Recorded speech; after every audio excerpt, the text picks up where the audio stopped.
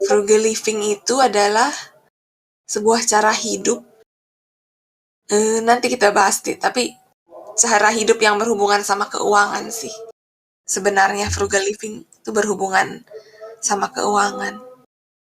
Oke, selamat malam teman-teman Growth Space semua. Kita hari ini kedatangan Kak Fristi sebagai narasumber. Mungkin sebelum mulai pembahasan tentang frugal living, kita boleh perkenalan singkat dulu dengan Kak Fristi. Oke, halo selamat malam semuanya. Kenalin,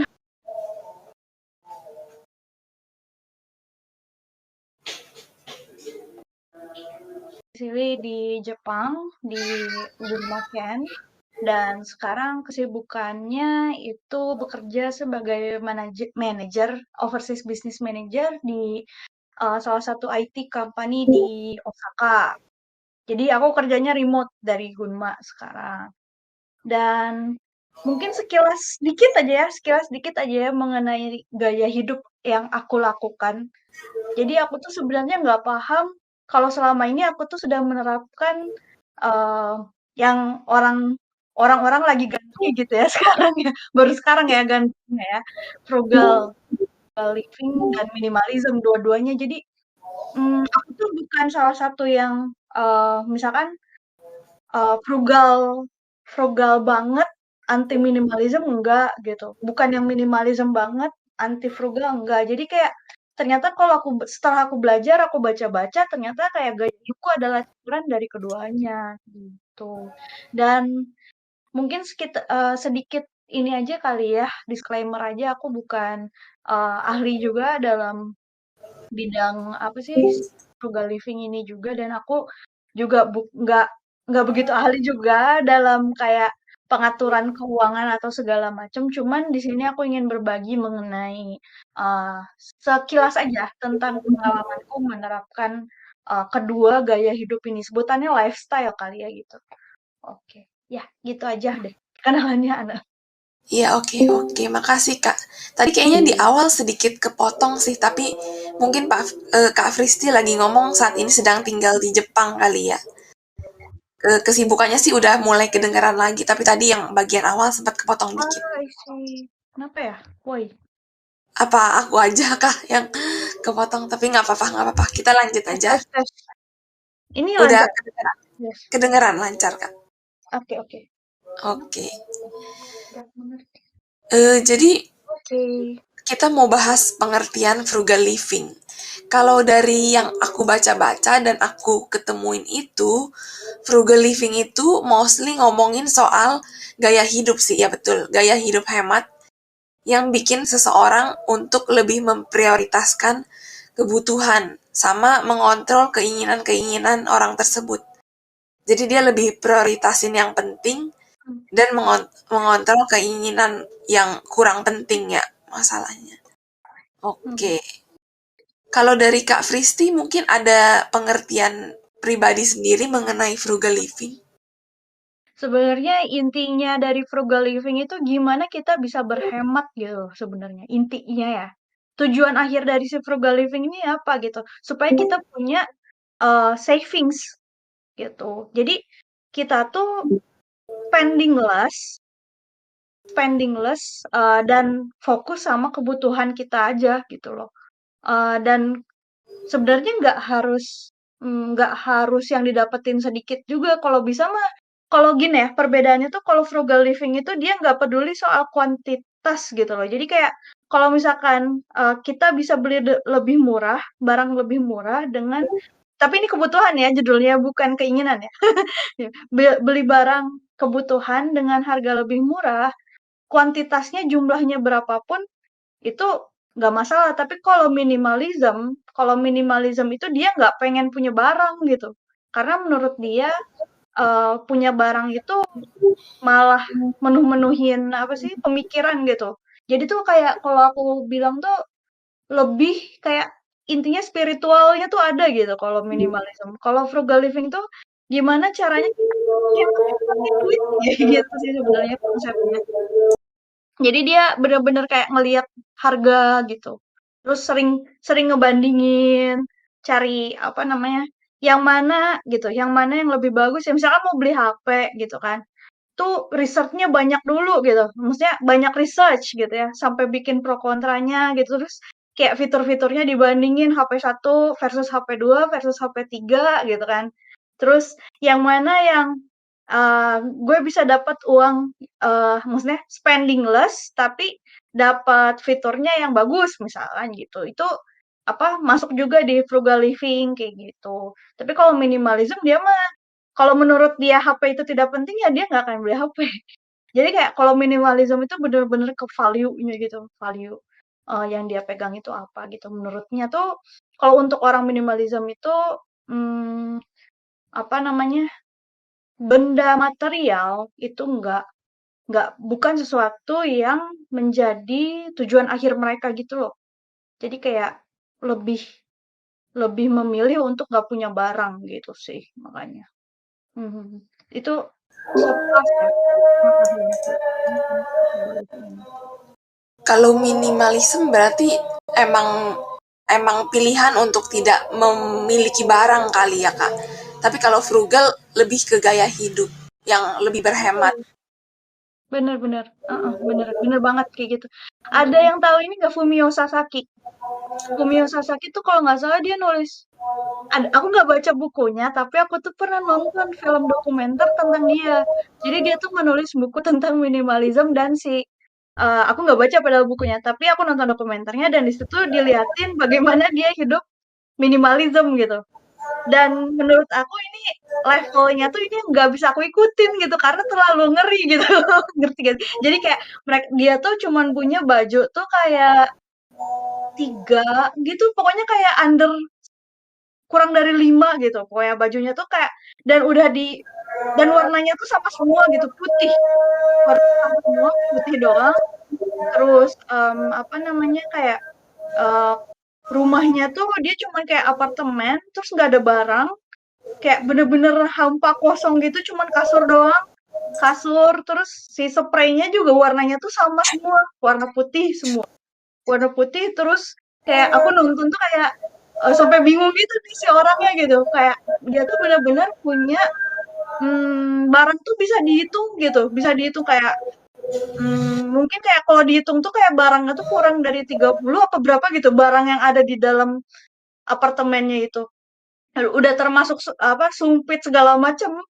Maksudnya kan aku kayak orang Jepang kan, makanya masih sumpit kan. Terus kayak, aku pas nonton, ngeri juga ya. Kalau sampai selevel ini nggak bisa juga sih, gitu. Tapi, kalau aku, ini aku sambil cerita-cerita ya, Jadi kayak, kalau aku tuh, aku sendiri itu kayaknya campuran dari dua-duanya. Kenapa aku berani ngomong gini, soalnya aku punya value. Jadi, value-ku itu, mmm material itu menurutku nggak bisa menghasilkan sesuatu yang bisa aku ingat sepanjang hidup gitu, ngerti nggak sih? Jadi kayak, mmm, misalkan aku beli HP baru gitu, rasa senengnya beli HP baru itu hilang gitu seketika ketika aku udah buka kotaknya si HP gitu, udah aja selesai gitu. Nggak bisa aku ingat-ingat lagi 1 tahun atau 2 tahun kemudian gitu. Nggak bisa aku ceritain, nggak bisa aku rasain betapa senangnya aku punya HP baru gitu loh. Itu jadi aku tuh mikir, oh berarti mungkin value aku tuh bukan di ketika aku membeli suatu barang materi gitu. Terus makanya aku tuh kayak nyari, apa sih sebenarnya yang aku hargain dalam hidup gitu kan. Makanya ketika aku berefleksi, aku baru sadar kayaknya sesuatu yang aku hargai dan bisa aku bawa bahkan sampai bertahun-tahun ke depan adalah bukan materi tapi melainkan experience. Experience dan, karena aku suka belajar, jadi education. Jadi aku mau value, experience dan education. Makanya, aku tuh gini, jadi kayak kalau soal materi aku pelit lah hitungannya. Jadi kayak sekarang nih kondisinya, aku sama suamiku ini, tinggal di apartemen di Gunma ini gratis. Karena, apa namanya, kayak semacam rumah dinas kali ya sebutannya kalau Shataku itu, apa sih, jadi kayak Shataku, rumah dinas yang dikasih dari kantornya suamiku. Suamiku kerja di, IHI Aerospace, jadi dia kayak bikin roket untuk JAXA. Dan apa namanya, jadi kan istilahnya, kalau yang pekerjanya, ini hitungannya apa kali ya, sebutannya BUMN kali ya, sebutannya AEC itu. Mungkin kayak sebutannya mungkin kayak BUMN kali ya. Jadi kayak pekerja-pekerja yang kayak gitu tuh lebih disupport gitu loh sama kantor gitu. Jadi kita tuh dikasih apa namanya, dikasih rumah gratis, bukan rumah apa apartemen. Jadi uang sewanya nol gitu, Rp0 kan. Terus Rp0, nol yen gitu. Terus apalagi yang dikasih ya? Tapi air sama listrik bayar sih, cuman kayak ada diskonnya tuh gede gitu loh, sampai kayak hampir gratis juga gitu bayar air tuh. Padahal harusnya mahal kan bayarnya, tapi karena ada tunjangan segala macam gitu tuh, jadi kayak kemarin tuh terakhir bayar cuman kayak berapa yen gitu ya, kayak 500 yen atau berapa gitu. Jadi bener-bener sangat apa, kita tuh hampir nggak keluar duit gitu untuk kebutuhan hidup itu tuh. Internet, air, listrik tuh ada bantuan. Terus, mmm, apalagi ya, apa aja sih yang dibutuhin untuk hidup? Sandang, pangan, papan, oke. Kalau sandang karena aku nggak menganggap, apa namanya, pakaian gitu ya, menganggap pakaian itu menghasilkan value yang sangat penting untuk aku, jadi aku ya bodo amat gitu loh. Ini aku baju-baju kayak gini tuh aku kadang beli di Mercari. Mercari itu kayak semacam, thrifting, apa sih namanya tuh, kayak application-nya Jepang gitu. Jadi kita bisa beli, baju bekas orang online gitu. Jadi aku kayak beli baju ya di Mercari, terus yang belinya yang murah-murah gitu, kayak under 1.000 yen pasti gitu kan. Under 1.000 yen ya pas aku beli tuh ya yang ya 500, 300. Tapi ya apa namanya ya untungnya sih second hand di Jepang kan bagus-bagus ya kualitasnya ya, maksudnya kayak baru gitu. Jadi ya aku nggak bermasalah juga gitu. Mmm, itu baju. Suamiku sama juga, belinya paling Shimamura. Shimamura itu kayak Ramayananya Jepang gitu loh. Jadi kayak baju murah gitu loh, kayak toko baju murah dan dia tuh bajunya warnanya itu aja, warnanya kalau nggak putih, hitam, apa ini orang Jepang ya kebiasaan, nggak tapi nggak tahu sih, dia tuh warnanya putih, hitam, birunya tuh biru dongker, terus ada warna apa lagi ya? Kayaknya cuman itu deh warna bajunya tuh.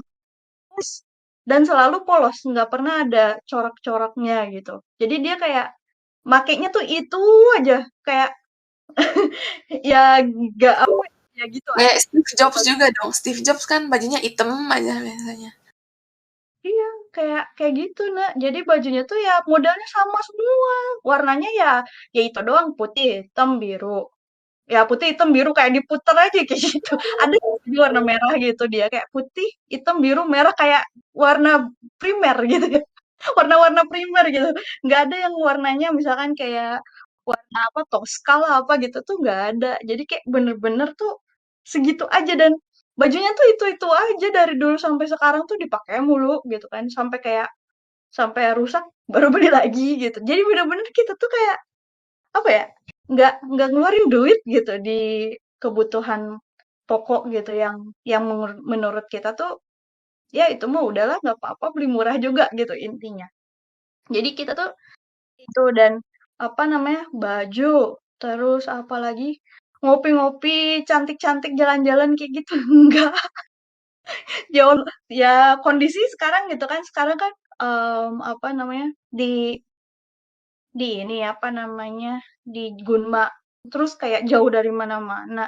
Dan kita ngapain juga mau cantik-cantik gitu kan, ngopi-ngopi cantik. "Oh, ada pertanyaan nih, orang Jepang suka nabung, untuk apa tujuannya, Kak?" Gitu. Nah ini aku juga sebenarnya sangat heran ya, kenapa orang Jepang sangat suka menabung sebenarnya. Aku sampai nonton TV, ini sekilas ya, sekilas sebentar. Aku tuh sampai nonton TV waktu itu. Jadi kan kita tuh dikasih 100.000 yen ya bantuan COVID kemarin langsung ke rekening kita masuk. Siapa aja gitu, nggak cuman orang Jepang aja, nggak cuman warga negara Jepang. Orang asing yang punya visa di atas, kalau nggak salah, pokoknya di atas short term visa tuh berapa sih? Berarti di atas 3 bulan ya? Di atas 3 bulan itu dapat duit 100.000 yen, lumayan tuh 13 juta langsung masuk ke rekening, nggak ada ini. Terus ternyata pas aku nonton TV, itu pemerintah Jepang itu, eee, kayak bukan panik, apa ya, menganjurkan warganya untuk memakai uang 100.000 yen tersebut gitu loh, sampai kayak gitu. Jadi kayak, mereka bilang katanya berdasarkan hasil survei, hanya sekitar katanya 20% kurang dari 20%, malah kayak berapa, 17% dari orang Jepang yang menerima bantuan 100.000 yen itu, mengeluarkan uang 100.000, istilahnya mengeluarkan uang tersebut dari ATM-nya atau dari, rekening rekening banknya gitu. Dan mereka bilang itu nggak bagus karena dengan duitnya ngendap gitu ya, dengan duitnya ngendap nggak dijajanin lagi, nggak diputar gitu ya, ekonominya tuh jadi nggak naik gitu, jadi nggak jalan, nggak muter. Iyalah, orang tujuan pemerintah nyuntik dana kan biar orang-orang belanja, biar perekonomian tuh muter gitu kan. Jadi kan duitnya tuh jalan gitu, gerak gitu. Ternyata duitnya ternyata malah ngendap gitu kan. Terus, terus ada ini, jadi kemarin itu pas dari yang aku nonton itu, kenapa katanya, jadi tuh ada riset, katanya ada riset, jadi mereka bikin kayak kuesioner, "Kenapa sih kamu nggak mau pakai duitnya? Kenapa kamu nggak, apa, apakah, Covid ini nggak, apa namanya, nggak ngaruh ke hidup kamu? Apakah hidup kamu nggak jadi susah karena Covid?" Gitu kan. Terus jawabannya jawaban-jawabannya tuh ya kebanyakan kayak, iya untuk choking gitu, choking tuh untuk, savings gitu kan. Iya karena saya uangnya mau disimpan. Terus ditanya, "Kenapa? Untuk apa disimpan?" Terus dia bilang gini, apa namanya, "Iya karena saya nggak merasa harus mengeluarkan uang," dia bilang kayak gitu. Dan saya merasa lebih ansyin, ansyin itu apa sih, lebih tenang ketika ada uang di, apa, rekening saya gitu. Itulah sebabnya kayak mereka tuh kayak, mmm, mem apa, ngendep gitu uangnya. Itu yang ngendepin uang itu yang ngendepin uang itu adalah generasi, baby boomer yang paling banyak ngendepin. Nah, generasi milenialnya udah mulai melek ini kan, udah mulai melek investasi segala macam kan. Nah, jadi biasanya yang generasi milenial ini duitnya tuh langsung di-invest gitu. Dan ironisnya ironisnya generasi milenial Jepang tuh invest-nya lebih banyak ke saham Amerika, saham US daripada saham Jepang sendiri. Alasannya karena pertumbuhan saham Jepang itu kan lambat ya, cuman 3%, kan mereka perekonomian lelet banget, maksudnya kayak mereka tuh udah kayak udah naik ya, setelah bubble burst itu kan kayak tahun berapa itu, apa, ekonominya Jepang terakhir bubble bubble itu runtuh tuh tahun 8 kan kalau nggak salah tuh. Jadi di zaman itu, kalau aku diceritain suamiku, di tahun 80-an itu, Jepang itu lagi jaya-jayanya di perekonomiannya. Mereka terkuat kan, kedua setelah Amerika pada saat itu. Terus kayak manufaktur-manufaktur Jepang ada di seluruh dunia gitu kan. Elektronik semuanya Jepang gitu kan. Terus dia bilang, pada saat itu tuh istilahnya kayak bahkan orang yang bodoh sekalipun dia bilang gitu ya, orang yang nggak punya pendidikan tinggi itu bisa kerja di perusahaan yang bagus karena mereka kayak udah hambur-hamburin aja gitu, udahlah bodo amat siapa aja terserah lo mau kerja, kerjaan nggak becus juga bodo amat yang penting masuk sini gitu kan kerja. Jadi dia dia bilang gitu, apa, suamiku tuh. Nah, apa namanya, ketika si bubble burst itu terjadi, ekonomi bubble-nya pecah, ketika ekonomi bubble-nya pecah kan langsung jatuh ya ekonominya parah banget. Nah, tiba-tiba tuh jadi banyak pengangguran, katanya kayak gitu. Dan banyak pengangguran dan literally kayak semacam krisis kali ya sebutannya ya, kali krisis moneter Jepang pada saat itu. Nah, gara-gara Eee, sebutannya bubble jidai. Bubble jidai itu apa sih? Zaman bubble. Zaman bubble itu kan orang suka foya-foya, iyalah duit banyak gitu kan, orang kaya semua gitu kan. Orangnya sedikit, terus ekonominya naik tinggi gitu kan, duit banyak gitu, istilahnya kaya gitu loh, mereka tuh kaya raya gitu ya.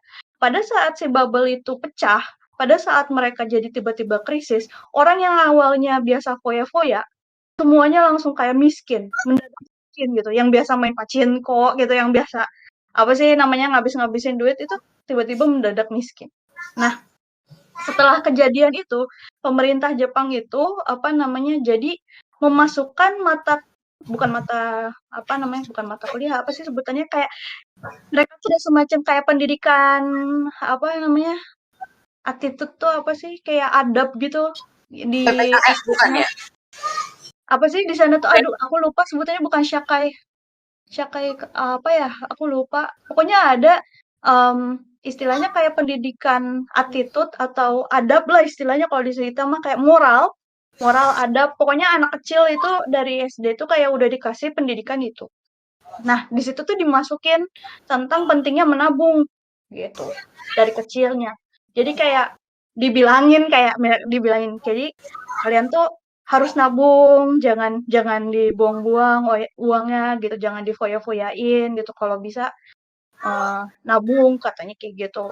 Karena kalau nggak punya uang nanti susah gitu loh. Kayak dari kecil tuh kayak udah dikasih kurikulum pendidikan untuk menabung dari bocil-bocilnya gitu. Jadi kayak dari anak-anak kecilnya itu kayak mereka tuh emang udah dibudayakan seperti itu gitu. Itulah kenapa orang Jepang suka nabung gitu. Oh, jadi Terus emang ada kalau untuk pelajarannya ya, Kak? iya, dari pelajaran SD. Terus kalau untuk lanjutannya ya. Lalu katanya, sebenarnya kenapa orang Jepang juga kayaknya udah menerapkan minimalism tanpa sadar ya? Maksudnya aku perhatiin banget sih. Aku perhatiin banget semenjak aku pindah ke Jepang tuh kayak aku menyadari hal yang beda banget gitu ya, yang beda banget yang dari aku temuin di Indonesia. Bahkan mulai dari eh, ininya aja ya, apa namanya, kayak orang Indonesia tuh kayaknya suka sesuatu yang mewah gitu ya, yang kayak orang tuh kayak pengen punya apa namanya, misalkan kalau yang crazy rich gitu kayaknya pengennya pamer mobil sport gitu nggak sih? Kalau orang Indonesia tuh kayak di jalanan gitu, touring gitu, touring mobil sport gitu. Aku tuh pernah nonton kan kayak YouTube, kayak di Indonesia touring mobilnya Lamborghini berderet berapa gitu kan. Tapi aku nggak pernah menemukan hal itu gitu di sini. Iya, ya tentu aja nemu mobil sport mah ya sering lah, ya. Apalagi kalau kayak di Yokohama gitu ya, di Minato Mirai itu kan tempatnya orang kaya gitu ya. Atau di Karuizawa gitu kan, itu kan emang tempatnya orang kaya. Tapi aku tuh nggak pernah ngelihat yang kayak orang yang benar-benar yang eh sengaja, gimana ya itu nyebutnya ya? Kayak kalau orang yang touring pakai mobil sport rame-rame itu kan kayak ini ya, pengen memamerkan gitu loh, kayak kami kami ini punya mobil sport banyak loh gitu, kayak gitu-gitulah kayak gitu kan. Aku tuh nggak pernah menemukan hal kayak gitu di sini. Terus juga bahkan dari semuanya tuh kayak apartemen misalkan contohnya gini aja ya. Apartemen di Jepang itu kan kecil ya, sempit, kecil tapi sangat enak untuk dihuni karena semuanya tuh tepat guna gitu sebutannya ya. Tepat guna itu jadi kayak nggak ada satu space pun yang waste gitu, yang mudah sebutannya di sini gitu, waste gitu. Jadi kayak semuanya tuh benar-benar udah apa namanya, udah dipikirkan sedemikian rupa supaya nggak ada em, yang nggak kepake gitu. Jadi semuanya tuh dipakai kayak gitu. Dan kalau dari suamiku sendiri kayak suamiku tuh pernah cerita katanya gini, Fristi katanya gitu. Kamu tahu nggak orang Jepang itu kenapa ada kepercayaan kalau barang itu punya di dalam suatu barang itu ada dewanya gitu. Dulu pernah nggak sih ada yang nonton nonton Tsubasa, Kapten Tsubasa? Terus siapa si Tsubasanya teh sebelum sebelum pertandingan yang katanya dibilang apa? Kalau ada dewa sepak bola katanya gitu kan tolong tolong apa sih pokoknya yang mereka berdoa kepada si dewa sepak bola atau apa terus kayak dan bahkan kayak di dalam benda-benda mati kayak gini gelas atau di dalam kayak piring apa itu katanya tuh mereka percaya itu tuh ada dewanya gitu kan. Terus aku kan bilang, "Hehehe," gitu kan. Aku ketawa gitu kan. Aku Iya. ketawa, "Hehe, terus kamu percaya kayak gituan?" Gitu. Terus terus suamiku, "Ya enggak lah, aku cuma mau kasih tahu sejarahnya." Terus dia bilang gitu kan. "Ya udah sejarahnya apa?" Aku tanya gitu. Jadi ini mungkin jadi adat apa asal mula ujung-ujungnya banget kenapa orang Jepang itu udah otomatis jadi minimalism gitu dan frugal gitu. Karena katanya zaman dahulu kala kata si Yuta, eee, itu Jepang itu miskin tuh karena mereka tuh nggak punya sumber daya yang bener-bener kayak kita gitu loh. Kebayang nggak sih sampai konnyaku aja dimakan. Konnyaku tuh tau nggak sih? Konnyaku tuh dibikin dari dari bentuknya tuh ubi. Konnyaku tuh apa ya? Kayak agar Jeli-jeli. jeli gitu kan. dan itu tuh nggak ada nutrisinya sama sekali aslinya, cuma jelly doang. Dan itu prosesnya susah banget buat jadi konnyaku tuh aslinya. Itu kan dari umbi ya, bentuknya bulat gitu kayak ubi. Nah, si umbi itu tuh beracun. Jadi tuh kayak sebelum dimakan tuh prosesnya bisa sampai 3 tahun coba. Jadi kayak aku baru tahu kan waktu aku datang ke museum konnyaku. Wah, kaget, oh gitu bikin konnyaku gitu kan. Umbi itu dicuci bersih, dipotong-potong, terus dijemur.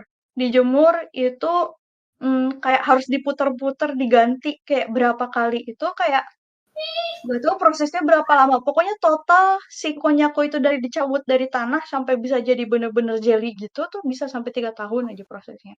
Jadi dikeringin, habis dikeringin, ditumbuk si apa namanya si yang eh, Umbinya. ubi konyakunya ditumbuk sampai jadi konak, jadi powder.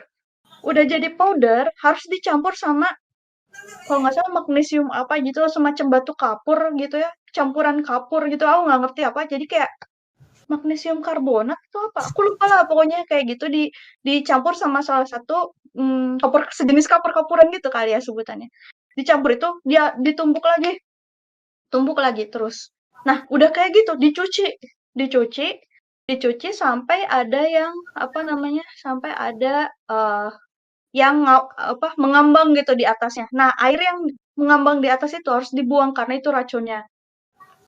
Dicucinya sampai berapa kali gitu, pokoknya sampai semua racunnya kebuang. Udah kayak gitu baru dibikin jadi jelly gitu ya, jadi jelly itu. Terus dimakan.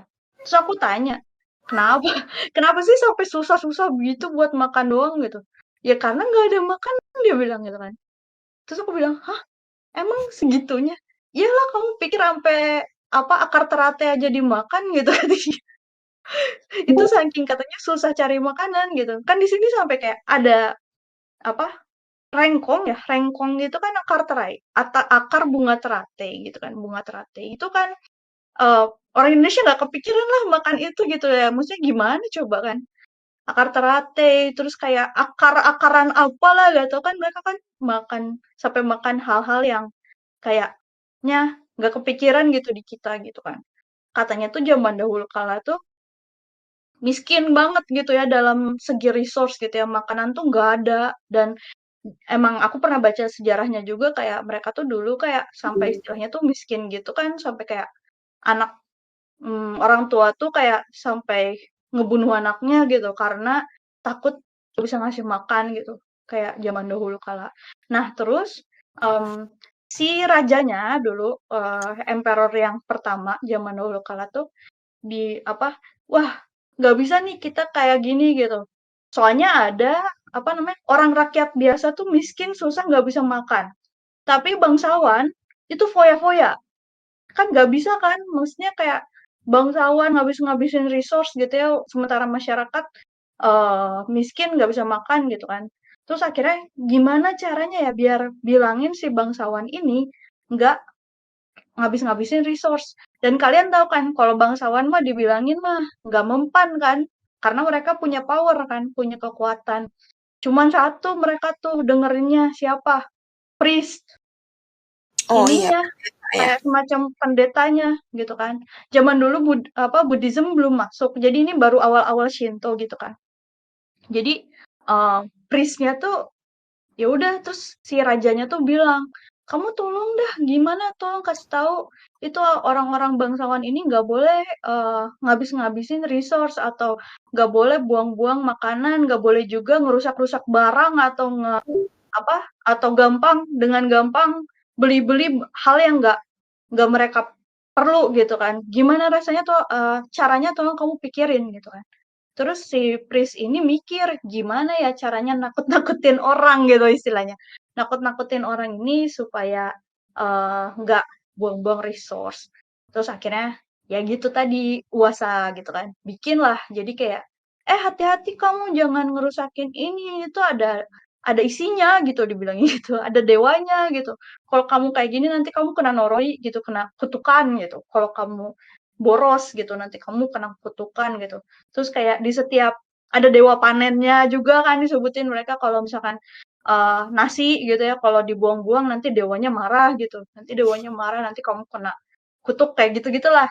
Baru didengerin setelah kejadian itu. Nah, itulah awalnya kenapa kenapa orang Jepang percaya di dalam benda mati itu ada sesuatu gitu di dalamnya. Padahal sebenarnya mah itu tujuannya sih untuk menghemat supaya si orang itu nggak gampang gitu buang-buang resource karena mereka itu miskin gitu dulunya. Dan ternyata beribu-ribu tahun dari kejadian itu kan sebelum century ya, before Christ gitu kan, Iya. BC.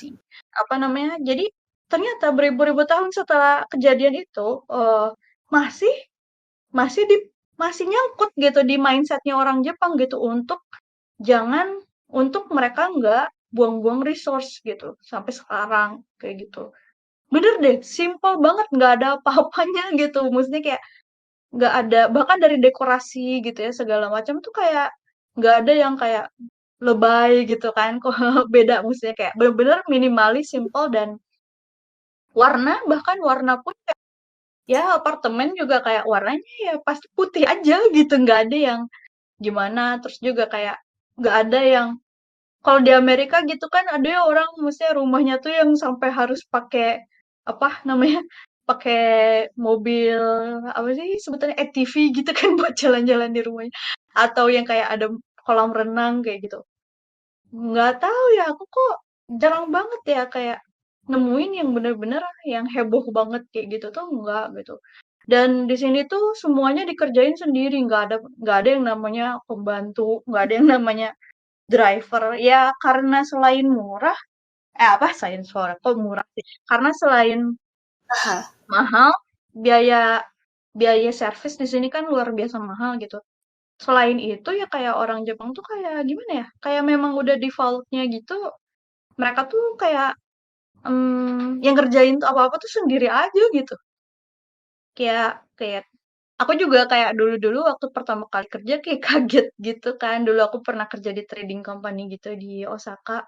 Itu si Sachonya, si CEO-nya itu yang udah tua, ojisan gitu kayak udah mungkin umur 60-an gitu, kayak 60 berapa gitu. Udah tua rambutnya udah putih semua. Pagi-pagi tuh dia selalu nge-vacuum cleaning semua apa namanya ruangan-ruangan kantor.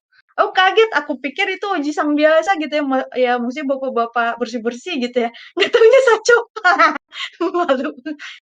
Ya waktu hari pertama datang gitu kan, dia yang apa namanya bener-bener biasa banget gitu sambil ngevakum kayak ngeng gitu kan terus aku bilang ya Ohio terus apa coworker aku ngasih tahu itu tuh itu saco kita loh gitu oh iya ya ada gitu emang kayak gitu terus apa ya ya nggak cuma itu yang muda-muda juga semuanya tuh kayak cuci piring sendiri gitu di kantor tuh nggak ada yang namanya cleaning service jadi kita bertanggung jawab atas segala macam yang kita lakukan gitu. Di sini juga kayak apa ya? Jadi intinya tuh kayak mereka tuh memang kayaknya udah ketanam gitu mindsetnya untuk minimalism dan frugal living dari zaman dulunya gitu. Karena keadaan memaksa. Mungkin kalau Indonesia tuh karena kita memang kaya akan sumber daya alam ya kan. Istilahnya gini aja gitu. Lapar gitu kan. Lapar ada mangga di depan rumah ya nggak sih? Maksudnya ada pohon pisang, ada pohon mangga gitu kan. Kayak ya udah gitu, kita tuh kayak nggak ada satu kejadian yang misalkan kayak kalau di sini kan misalkan musim dingin yang berkepanjangan gitu, misalkan yang terus orangnya yang meninggal gitu atau enggak musim panas yang lagi gila-gilaan gitu yang 40 derajat gitu kan lebih terus banyak meninggal kan sini sering kan kayak gitu kejadian. Di Indonesia kan nggak sih kita dengar orang meninggal karena kepanasan. Di sini banyak. Nggak pernah. Iya, di sini banyak karena ekstrim panasnya. Dan kayak suka kadang-kadang tuh di TV itu kayak suka ada alert gitu, emergency alert gitu kayak tolong jangan keluar kalau nggak perlu gitu, katanya lagi heat stroke kayak gitu. Atau kalau lagi badai, typhoon di sini tuh kayak typhoon tuh ngeri sih. Jadi kayak anginnya tuh kayak bener-bener ngeri banget lah. Pokoknya kalau misalkan bangunannya bukan apa asal gitu ya kayak yang apa rumah-rumah bedeng gitu di itu mah habis semua kali. Kayak bener-bener keras gitu, iklimnya kan keras banget ya di sini, kayak musim dingin gila, maksudnya dinginnya dingin banget, terus makanan nggak ada langka kalau lagi musim dingin ya. Terus musim panasnya ekstrim juga gitu. Gitu. Oh, Jadi jadi kayak Jepang mungkin udah karena terbiasa terpaksa frugal. kali ya. Mm-mm. Orang Jepang udah terbiasa frugal kali ya. Iya, Situasi hidupnya juga di sana lebih sulit lah daripada Indonesia ya.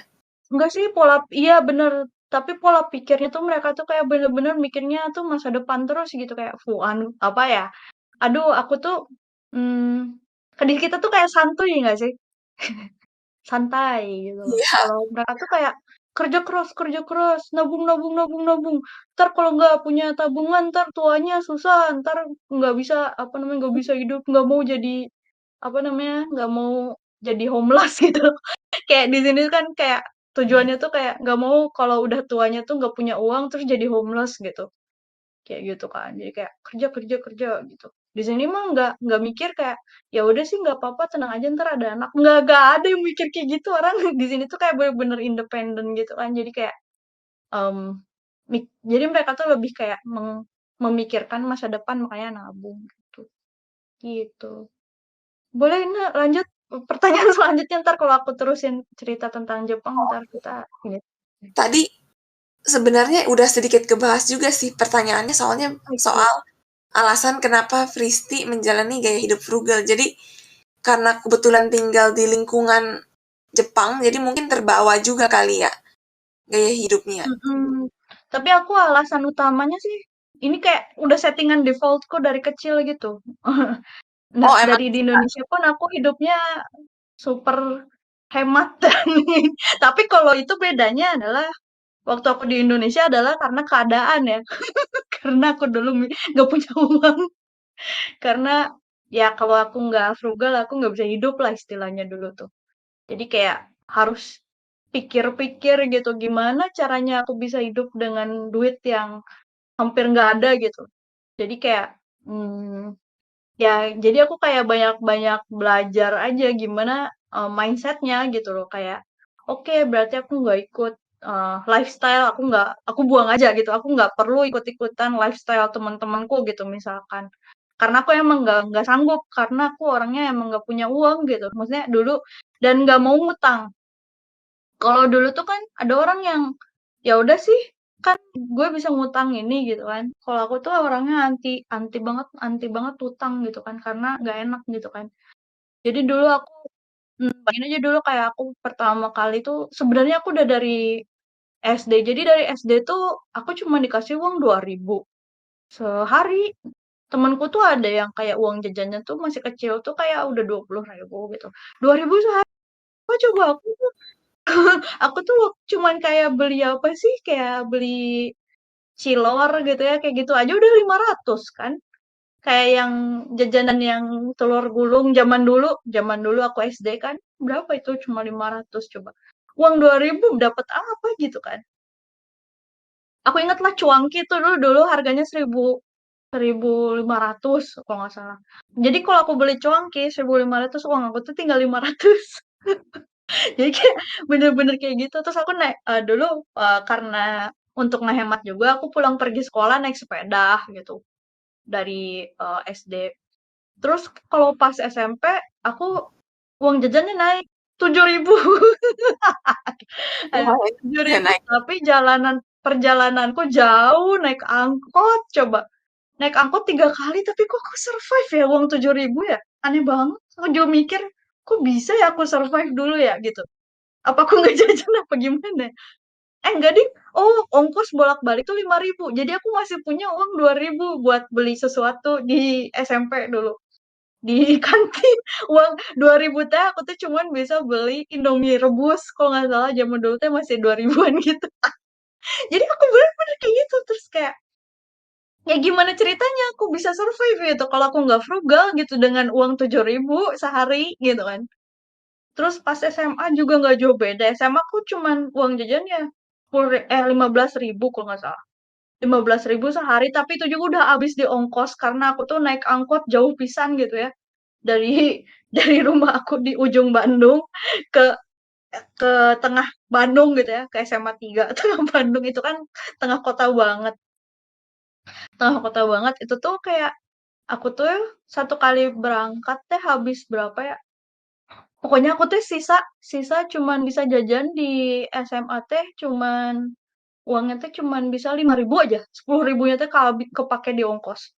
Cuma kayak gila kan gimana aku beli apa aku 5.000 gitu. Mana kepikiran aku mau apa jajan-jajan beli apa ya nggak ada boba sih zaman dulu cuman kayak jajan-jajan apa gitu ya dulu mah kan paling dekat BIP ya dekat apa SMA aku paling dekat itu ada Bandung Indah Plaza zaman dulu BIP. Ya kayak jajan ke BIP tuh mana ada aku bisa jajan di BIP karena nggak ada uang tuh kan. Dulu tuh aku ya udah jadi kadang-kadang ikut temen ya aku tuh udah tapi aku untungnya aku tuh karena nggak mau ngutang, aku berani nolak jadi aku tuh terang-terangan aja aku bilang sama temenku gitu setiap kali diajak makan apa misalkan Kristi ini yuk jajan ke sini gitu atau kemana gitu. Terus aku bilang nggak mau aku nggak punya uang. Aku bener terang-terangan bilang kan ada yang malu gitu kan gitu. Kalau aku tuh nggak aku terang-terangan bilang gitu soalnya aku nggak mau bohong sama diri sendiri gitu. Ternyata kalau ketika aku bilang jujur aku nggak punya uang malah dijajanin.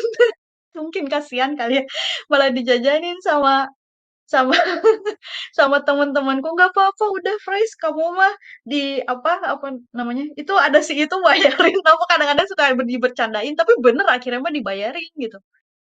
Jadi kayak aku bener dah, bener nggak pernah aku memaksakan diri untuk lifestyle sama sekali. Kuliah juga sama aja. Kuliah mah aku malah nggak punya uang jajan waktu kuliah. Aku harus apa namanya ngajar ngajar les dulu kan aku apa namanya dulu tuh kayak ngajar persiapan SPMB gitu kan buat anak-anak yang mau masuk apa namanya masuk universitas gitu masuk PTN dulu. Aku tuh kalau inget banget lah aku tuh satu kali ngajar tuh kayak dibayarnya tuh bervariasi ada yang 25.000 ada yang 50.000 satu kali tapi itu juga nggak tentu gitu kadang ada kadang enggak gitu ya terus aku mau gimana gitu kan terpaksa ngongkos ya kalau misalkan apa namanya aku tuh dulu gara-gara nggak punya demi ngehemat ongkos tuh aku sering banget aku nginep di kosan temen anjir kalau aku inget-inget Biar nomad transportnya lebih banget murah aku gitu. dulu nomad banget aku dulu maksudnya kayak demi aku nggak pulang gitu soalnya kalau aku pulang uang Heeh, aku pakai di angkot kan di ongkos iya, angkot jadi aku nggak pulang. Jadi aku nginep di tempat temen. Jadi aku emang udah nyiapin, pas sebelum pergi tuh aku udah nyiapin baju ganti berapa gitu. Ya udah terus aku kayak, "Boleh nggak aku nebeng dulu di rumah kamu?" Gitu kan misalkan di kosan kamu gitu, di kosan kamu, misalkan tapi aku selama-lamanya ya cuma 3 hari sih, paling kayak 1 hari, terus 3 hari. Ya nginep kadang-kadang tuh nginep di rumahnya apa, di kosannya siapa, terus ganti lagi di kosannya siapa. Malah kadang-kadang di rumah temen SMA aku juga pernah. Jadi aku tuh kayak gitu ya, kayak gembel. Terus, apa sih namanya, eee, pernah juga nginep di lab, ya pernah juga. Tapi pas aku itu, apa namanya, itu aku sebenarnya udah dapet beasiswa itu tuh pas saat itu, cuman beasiswanya tuh cuman ngebayarin uang kuliah, nggak ngebayarin ongkos gitu, nggak ngebayarin uang uang jajan gitu kan istilahnya, jadi uang jajannya nol, harus harus apa, harus nyari gitu kan. Cuman dulu tuh kayak ya, seadanya aja aku ngajar les segala macam. Jadi asisten lab, anjir lah jadi asisten lab dibayarnya berapa 1 bulan tuh cuma dibayar 300.000. 300.000 1 bulan beli apaan?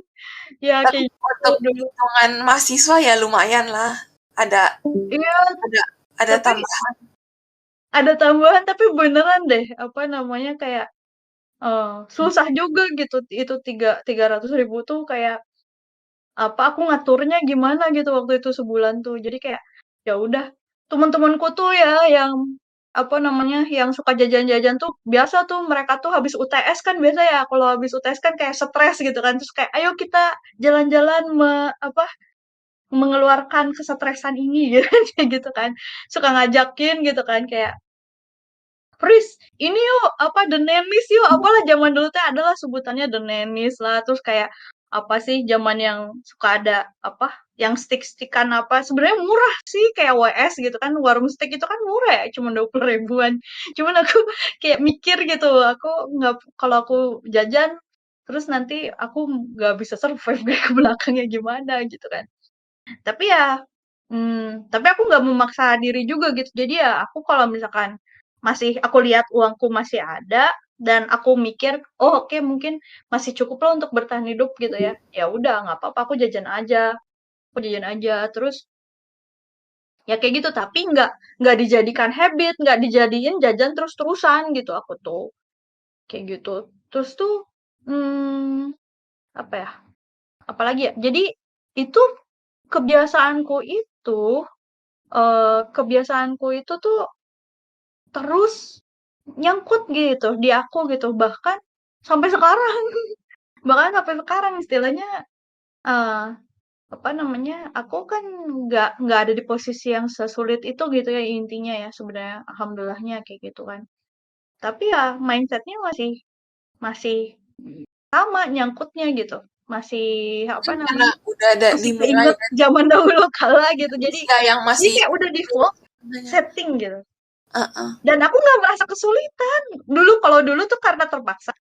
Kalau dulu karena terpaksa jujur ya, nggak enak rasanya. Tapi kalau sekarang tuh malah gini ya, malah enak ya gini nggak punya apa-apa. Kayak nggak usah mikirin apa. Aku nggak punya apa-apa itu aku enak ya hidupnya gitu, malah tenang gitu. Jadi kayak nggak ada pikiran gitu. Jadi kayak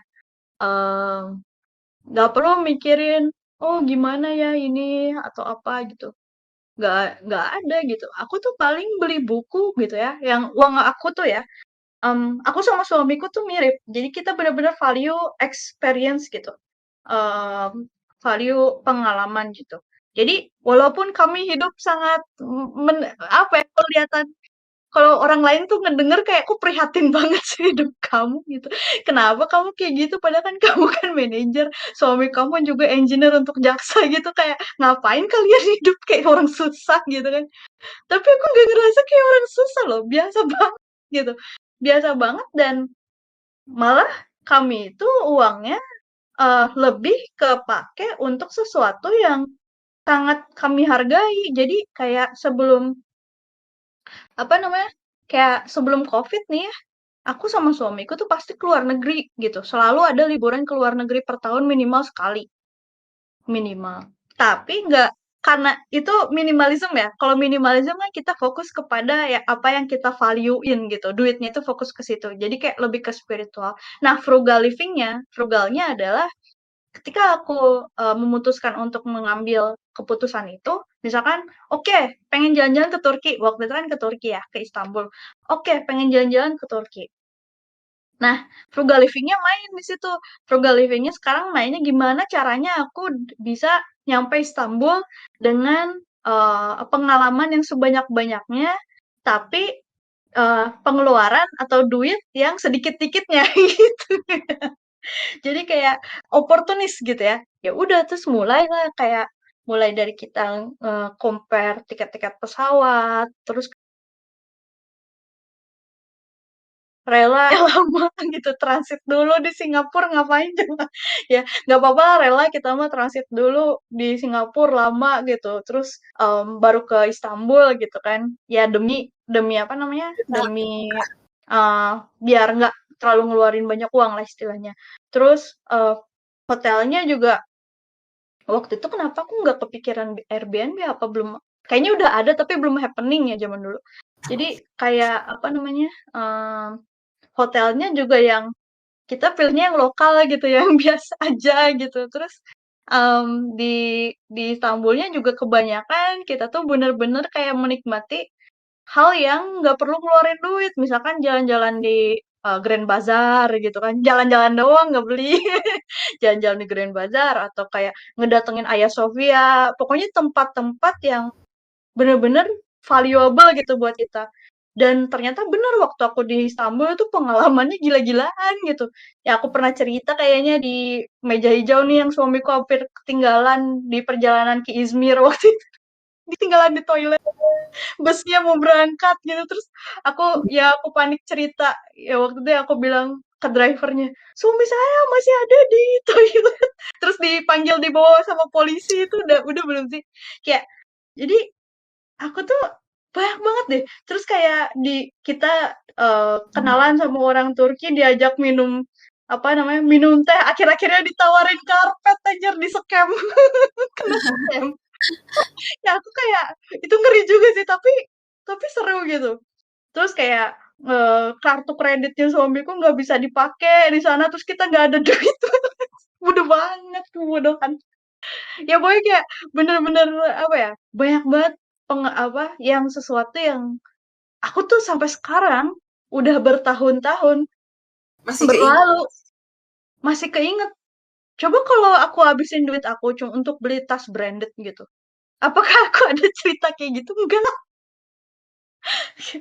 Ya gitu. Jadi kayak em, aku sendiri gitu ya di minimalism itu aku lebih memilih mana hal yang aku value dan aku spending money di situ gitu.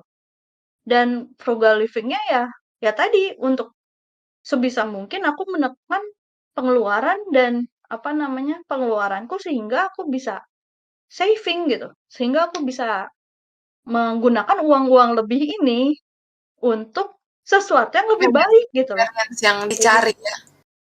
iya gitu jadi intinya sih bagaimana caranya ya mulai fokus ke apa yang kalian value dalam hidup gitu apa yang menurut kalian penting gitu dalam hidup fokus ke sana jangan ngeluarin duit yang dia nggak penting gitu jadi misalnya gini Eee, gak ada gurih ya di sini? Oh ya, padahal aku mau manggil gurih. Misalkan kayak gurih nih, kalau untuk gurih kan dia mau-value ini, apa namanya, minum ya, mau-value drink gitu. Dia tuh sampai koleksi gitu kan. Karena buat dia, eee, nilainya, apa namanya, buat dia itu berarti banget gitu. Berarti banget si, apa namanya, hobinya dia itu berarti banget buat dia gitu kan. Ya udah, fokus aja di situ gitu. Jangan jangan keluarin duit yang bikin kamu nggak happy gitu. Kalau kamu happy dengan hobi, nggak apa-apa, cuman dikira-kira. Nah, ngira-ngiranya pakai apa? Pakai frugal gitu. Jadi kayak nggak apa namanya, nggak sembarangan gitu, kekontrol gitu. Kayak gitu. Gitu. Ini aku langsung coba jelasin aja kalian nih yang 3 hal yang bisa Ya, diterapkan, baru aku 3 mau hal nanya kecil. soal hal kecil ini. Jadi, ya, Oke. ini pertanyaan berikutnya sih.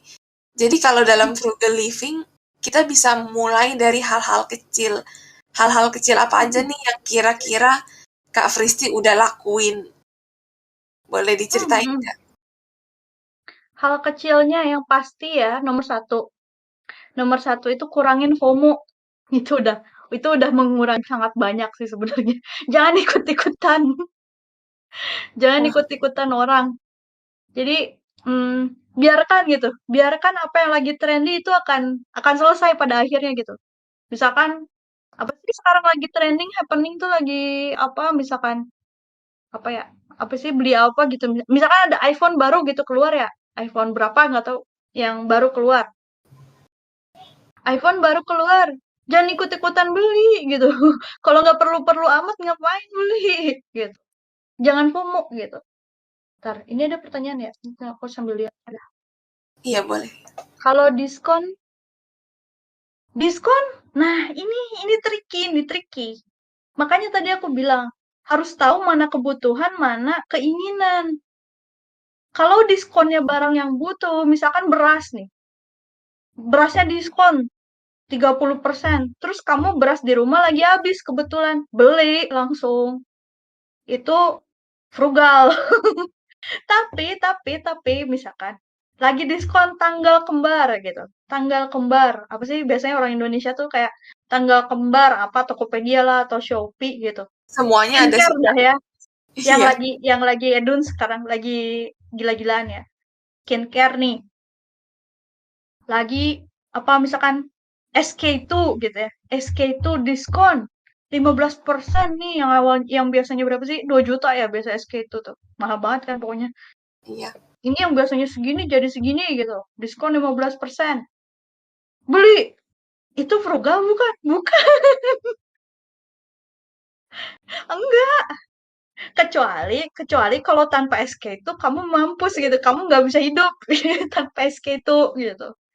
Misalkan kulitnya rusak banget terus kayak demi biar normal lagi harus pakai SK itu, ya udah itu nggak apa-apa. Tapi kalau misalkan cuman kepengen aja, kalau kepengen doang gitu ya, cuman kepengen aja itu nggak jadi frugal lagi namanya gitu. Kalau kebutuhan tersier kali ya, Kak. Bukan yang Mm-mm. primer atau sekunder. Hmm. Bukan, SK itu tuh ini apa namanya mahal Skincare. banget pokoknya itu skincare. Yang apa sih Kose ya? Kose. Tapi tapi ngomong-ngomong loh, aku tuh walaupun aku pelit ya sama soal-soal kayak gitu, tapi aku kalau misalkan aku melihat kesempatan gitu, kayak aku tuh ngelihat kemarin aku nemu tuh kayak di salah satu toko itu ada ini. Jadi dari Kose juga sama eh, apa namanya produsernya tuh sama dengan SK itu, dan kayaknya aku baca reviewnya bagus, dan waktu itu aku lihat harganya cuman 325 yen gitu kan. Terus kayak murah banget kan. Jadi murah banget. Nah, itu aku beli gitu. Sebenarnya itu kalau misalkan mau yang saklek banget, frugalnya ya nggak perlu. Sebenarnya nggak perlu kan si skincare yang 325 yen itu. Tapi kan untuk aku kalau nggak apa namanya, kalau kesempatan ini aku nggak pergunakan, aku mungkin nggak akan mendapatkan apa namanya value yang lebih gitu. Jadi aku lebih ngejar di value-nya, makanya aku beli gitu. Nah, itu pertama ya, jangan FOMO, jangan ikut-ikutan. Jangan cuman karena temen kamu jadi apa namanya? Jadi ikut-ikutan, ih cupu lu gitu kan. Gak ngikutin gitu kan. Ya bodo amat biarin aja cupu gitu. Gak apa-apa. Itu pertama, kurangin FOMO. Yang kedua, kurangin lifestyle. Biasanya nih, milenial ya. Milenial tuh duit gajinya habis di lifestyle doang. Aku tuh baca baca apa namanya? Kayak penelitian siapa gitu, kayak lebih dari 35%-nya gaji milenial itu bukan habis di kebutuhan, tapi habis di lifestyle mereka. Jadi kayak sebelum masuk kerja ngopi dulu, beli apa namanya? Beli di Starbucks dulu, beli kopi dulu di Starbucks. Terus pas istirahat siang jajan boba gitu kan. Terus makannya juga kayak makan apa nggak tahu di mana gitu kan. Pulangnya Makan di ngafe lagi cantik sama ya. teman-teman gitu kan. Jajan yang dessert-dessert apalah nggak tahu. Dessert-dessert apa gitu, kue-kuean gitu kan yang cantik-cantik gitu kan, yang kue-kue cantik gitu, yang sekali makan tuh kayak berapa gitu kan, lumayan. Nah, sebenarnya awalnya tuh agak nggak kerasa, misalkan kayak cuman ya udah sih cuman 25.000 doang ya nggak sih, kayak Starbucks gitu kan. Tapi kan kalau lama-lama kalau tiap hari ditumpuk-tumpukin kan, misalkan 25.000 dikali 30 udah berapa tuh? Gitu kan, 750.000. Kayaknya kalau setiap hari juga itu bukannya sakit di dompet, sakit di Ya nggak tahu. diabetes juga, jangan-jangan, Mungkin Kak. kali ya, mungkin kali ya. Kan banyak kan tuh orang yang suka ngopi tuh tiap hari. Ngopinya ngopi cantik lagi, bukan nggak mau ngopi kopi kepala api. Jadi jadi apa namanya? Yang kedua itu tadi aku bilang lifestyle nih, Lifestyle. kurangin, turunin. Mm-mm, turunin. Nah ini ini aku seminggu 4 kali ke McD tapi cuman beli McCafe cuman 10.000, soalnya aku lebih produktif di luar tapi nggak pengen ngeluarin uang banyak. Itu masuk lifestyle nggak ya? Emang penting banget ya untuk kopi, apa namanya, eee, kopi gitu dalam seminggu, harus beli di luar 4 kali. Gimana kalau bikin kopinya di rumah aja? ini dibilangnya produktif di luar sih, maksudnya di rumah Oh, nggak bisa produktif di luar, lucu I ya, see. tapi lebih mager keluar gak sih? Nggak ya, I see, lebih I see. Di Baju kopinya bisa nggak sih kayak kamu tahu kan ada termos gitu kan yang bisa nyimpen tetap panas gitu atau tetap dingin, apa sih sebutannya tuh? Termos kan ya?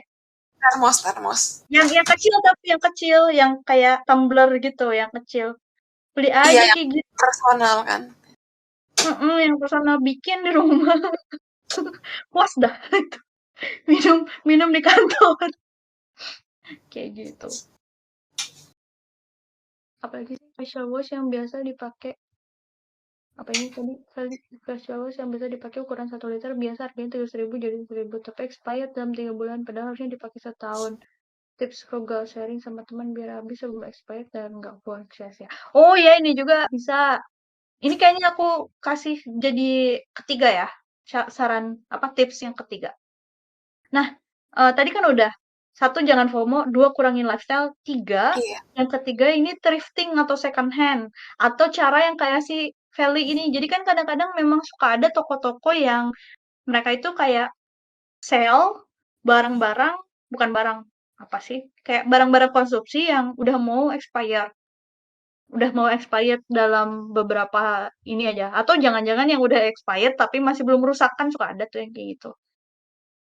Itu juga bisa jadi salah satu cara, cuman uh, dilihat-lihat dilihat-lihat aja gitu, jangan yang membahayakan ya. Apa namanya? Kadang-kadang kalau misalkan yang tentang expired ini agak ngeri juga gitu, apalagi kalau produk konsumsi ya. Cuman kalau aku saranin sih baju, misalkan nih kalau baju kayak gini, aku nggak tahu kalau di Indonesia, kalau di Jepang tuh gampang banget nyari second hand gitu dan baju bagus-bagus gitu baju-bajunya. Kalau di Indonesia aku nggak tahu di mana, tapi ya nggak apa-apa beli. Eee, Kayaknya sekarang di di Tanah Instagram Abang gitu. lagi ada Kenapa? juga sih Kak. Di Instagram ada Oh, thrift store gitu. tapi harganya juga mahal kan, udah jadi mahal kan, nggak mau ini lagi. Yang tapi masih lebih murah daripada harga barang baru. Mhm, mhm mhm mhm.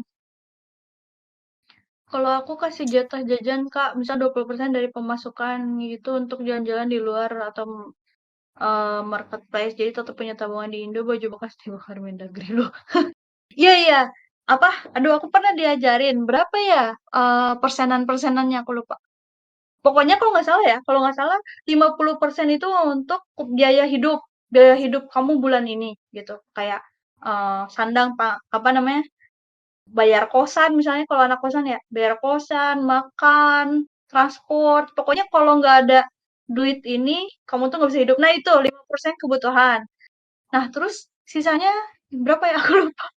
Kayak ada 30, 20, 15, 5 ya kalau nggak salah ya. Nah itu 20, 30 nih nggak tahu nih. Iya ada 20% apa, 30% apa, pokoknya disebar-sebar lah sisanya. Nah itu, ini KYM 10%. Nah iya ini. Sebenarnya nggak ada formula yang harus saklek harus diikutin banget gitu. Semua orang bebas lah pokoknya intinya kayak mau ngaturnya berapa persen asalkan itu tepat guna untuk mereka gitu. Hmm. Nah itu benar KYM, aku nggak salah. Sebenarnya Jadi ada Kak, juga yang aku hmm, rangkum dulu ya. Jadi 3 hal kecil yang bisa dimulai kalau misalnya teman-teman mau frugal itu ada: satu, jangan FOMO; kedua, hmm, itu kurangin lifestyle; sama yang ketiga berarti gunakan second second hand thrifting. ya, thrift ya. Oke, oke. Pokoknya gimana, biar kita bisa dapat barang yang murah tapi masih bisa dipakai gitu. Entah itu thrifting, entah dengan cara yang tadi Feli bilang, misalkan yang ada toko yang jualan produk-produk yang mau expired dalam waktu dekat, borong gitu. Ya jangan borong juga, beli gitu. Gitu. Oke, oke. Gitu. Ini Udah kita deh. Kayaknya bahas, kejawab semua udah pertanyaannya. iya sih, yang frugal living sama minimalism di awal-awal ya. Boleh Mm-mm. share yang aku yang share deh, bentar, yang gambar Iya, tadi iya, boleh, boleh. Mm-mm. di meja hijau ya.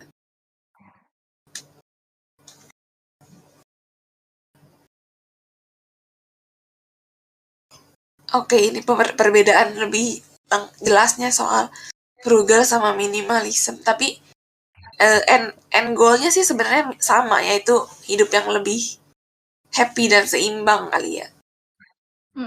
Benar. Apalagi sekarang ini banyak sih budaya konsumerisme yang udah kita banyak dilakuin sama orang-orang, dan kita hampir terbawa juga gara-gara FOMO itu sih. Iya. Jadi memang perlu ada dibatasin batas-batasnya. Oke. Dan selain itu juga kita mikirin dunia ini sih. Maksudnya kayak dunia ini udah terlalu banyak gitu berusaha memenuhi kebutuhan manusia. Kalau kita boros soal resource kayak gitu, pada suatu saat nanti mungkin akan habis gitu. Jadi mungkin akan ada terjadi kelangkaan gitu di masa depan. Kalau kita terus-terusan konsumerism gitu, terus-terusan boros, terus kayak terus-terusan buang makanan, terus-terusan aku paling paling sebel deh. Aku tuh kayak apalagi lihat ini apa namanya di Indonesia banyak banget aku sering lihat. Orang makan, ngambil nggak karuan, apalagi di kawinan. Di kawinan tuh kan ini kapan prasmanan kan ya. Ngambilnya tuh nggak karuan, nasinya segimana. Terus lauk apa, campur apa, wah rakus gitu ya. Ngambilnya tuh kayak kayak nggak mau, kayak bakal nggak makan gitu seminggu gitu. Mending dimakan, nggak dimakan. Terus kayak Ya, dibiarin buang gitu ya. itu aja gitu. Terus dibuang, itu sering. Terus di restoran juga, tuh kayak apa namanya? Malah kayaknya tuh ya orang nggak tahu ya. Aku tuh kayak pernah denger orang Indonesia tuh katanya malah kayak malu gitu kalau misalkan makanannya tuh habis nggak bersisa gitu kalau lagi makan gitu. Karena kayak kayak kelaparan gitu kesannya gitu. Kayak ih kamu kok kayak kayak orang nggak dikasih makan sih seminggu gitu sampai habis bersih gitu gitu. Aku sih kalau makan habis terus sih. Nggak. Aku juga.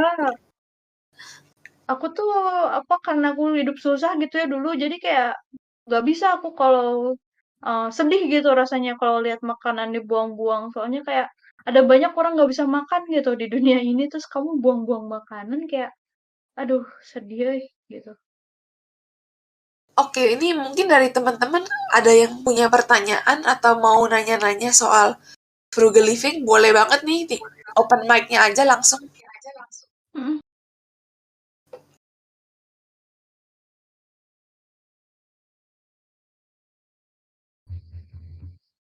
Adakah yang mau bertanya?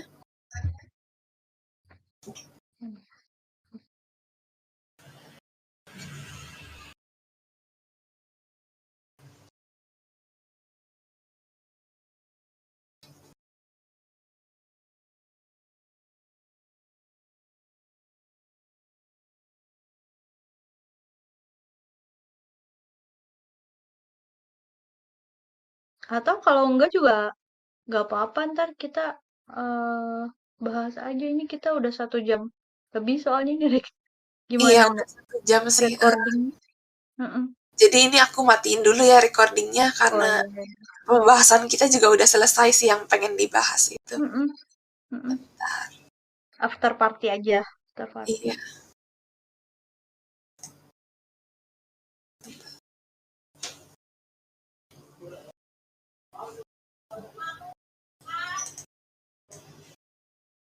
Semuanya.